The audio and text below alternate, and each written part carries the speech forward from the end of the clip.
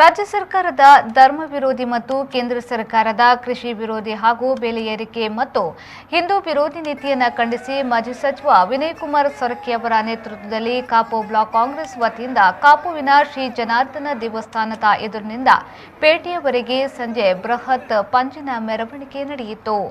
ಮಾಜಿ ಸಚಿವ ವಿನಯ್ ಕುಮಾರ್ ಸೊರಕೆ ಅವರು ಮಾತನಾಡಿ, ಐತಿಹಾಸಿಕ ದೇವಸ್ಥಾನಗಳನ್ನು ಒಡೆಯುವುದರೊಂದಿಗೆ ಭ್ರಷ್ಟಾಚಾರ, ಅವ್ಯವಹಾರ, ಅತ್ಯಾಚಾರಗಳಲ್ಲಿ ಭಾಗಿಯಾಗುತ್ತಿರುವುದು ಬಿಜೆಪಿಗರ ದೊಡ್ಡ ಸಾಧನೆಯಾಗಿದೆ. ಹಿಂದಿನ ವರ್ಷಗಳಲ್ಲಿ ಬೆಲೆ ಏರಿಕೆಯಾದಾಗ ಕೂಡಲೇ ರಸ್ತೆಯಲ್ಲಿ ಹೊರಳಾಡುತ್ತಿದ್ದ ಬಿಜೆಪಿ ಮುಖಂಡರು ಇಂದು ಕೊರೋನಾದ ಸಂಕಷ್ಟ ಕಾಲದಲ್ಲಿ ಬೆಲೆ ಏರಿಕೆಯಿಂದಾಗಿ ಜನ ಬೀದಿಗೆ ಬೀಳುತ್ತಿದ್ದರೂ ಸುಮ್ಮನಾಗಿರುವುದು ನಾಚಿಕೆಗೇಡಿನ ವಿಚಾರವಾಗಿದೆ ಎಂದು ಹೇಳಿದರು. ಈ ದೇಶದ 80% ಜನ ರೈತರನ್ನ ಇವತ್ತು ಒಂದು ವರ್ಷದಿಂದ ಕಾನೂನು ಏನು ಕೇಂದ್ರ ಸರ್ಕಾರ ತಂದಿದೆ ಅದನ್ನು ಬದಲಾವಣೆ ಮಾಡಬೇಕು ಅನ್ನೋ ರೀತಿಯಲ್ಲಿ ರೈತರು ಬೇಡಿಕೆಯನ್ನಿಟ್ಟು ಮುಷ್ಕರ ಮಾಡ್ತಾ ಇದ್ದಾರೆ. ಒಂದು ವರ್ಷ ಆಯಿತು. ಮತ್ತು ಇಷ್ಟವರೆಗೆ ಒಂದು ಕರೆದು ಮಾತಾಡುವಂಥ ಒಂದು ಸೌಜನ್ಯ ಕೂಡ ಸರ್ಕಾರ ತೋರಿಸಿಲ್ಲ, ಕೇಂದ್ರ ಸರ್ಕಾರ ತೋರಿಸಿಲ್ಲ.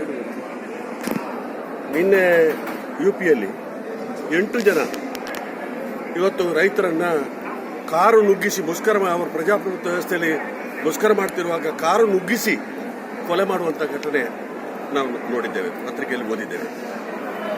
ಅದಕ್ಕೆ ಅವರಿಗೆ ಸಾಂತ್ವನ ಹೇಳಲಿಕ್ಕೆ ಹೋದಂಥ ಪ್ರಿಯಾಂಕಾ ಗಾಂಧಿಯವರನ್ನೇ ಅರೆಸ್ಟ್ ಮಾಡಿದ್ದಾರೆ. ಪ್ರಿಯಾಂಕಾ ಗಾಂಧಿಯವರನ್ನೇ ಅರೆಸ್ಟ್ ಮಾಡಿ ಇವತ್ತು 28 ಗಂಟೆಗಳ ಕಾಲ ಒಳಗಡೆ ಇಡುವಂಥ ಕೆಲಸ ಕಾರ್ಯ ಆಗಿದೆ.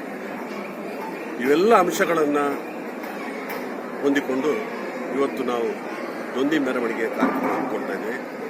ಸರ್ಕಾರ ಇವತ್ತು ದೇವಸ್ಥಾನವನ್ನು ಒಡೆಯುವಂಥ ಕೆಲಸ ಕಾರ್ಯ ಮಾಡಿರುವಂಥ ತಪ್ಪು. ಇನ್ನು ಮುಂದಕ್ಕೆ ಕೂಡ ಇಂಥ ಘಟನೆಗೆ ಸರ್ಕಾರ ಕೈ ಹಾಕ್ಲಿಕ್ಕೆ ಕೂಡದು. ಆ ದೇವಸ್ಥಾನವನ್ನು ಕೂಡಲೇ, ಅದು ದೇವಸ್ಥಾನ ಇರ್ಬೋದು, ಮಸೀದಿ ಇರ್ಬೋದು, ಅಥವಾ ಚರ್ಚ್ ಇರ್ಬೋದು, ಇದು ಪ್ರಾರ್ಥನಾ ಮಂದಿರಗಳು, ಇದನ್ನು ಒಡೆಯುವಂತ ಕೆಲಸ ಕಾರ್ಯ ಮಾಡುವಂಥದ್ದು ಸರ್ಕಾರದ ಕೆಲಸ.